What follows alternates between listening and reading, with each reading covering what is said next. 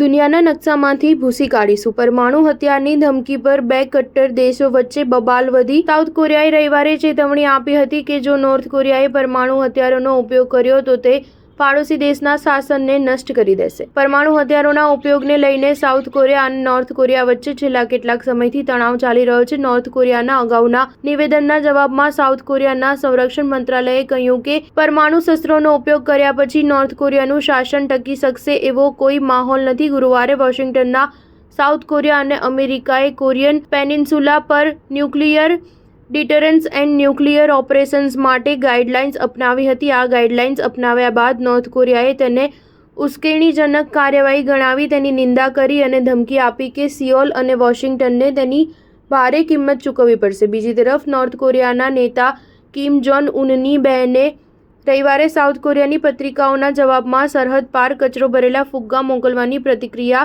ફરી શરૂ કરવાનો સંકેત આપ્યો હતો. મે મહિનાથી નોર્થ કોરિયાએ સાઉથ કોરિયાને કચરો ભરેલા અનેક ફુગ્ગા મોકલ્યા છે. નોર્થ કોરિયાએ મે મહિનાના અંતમાં સાઉથ કોરિયાને કચરા ભરેલા બલૂન મોકલ્યા હતા. અગાઉ મે મહિનાના અંતમાં નોર્થ કોરિયાએ સેંકડો કચરો ભરેલા બલૂન સાઉથ કોરિયા મોકલ્યા હતા. આ બલૂન કપડાના ટુકડા, સિગરેટના બોક્સ, પ્લાસ્ટિક વગેરેથી કચરાથી ભરેલા હતા. સ્ટાર ન્યૂઝ 7 હંમેશા સચ્ચાઈની સાથે.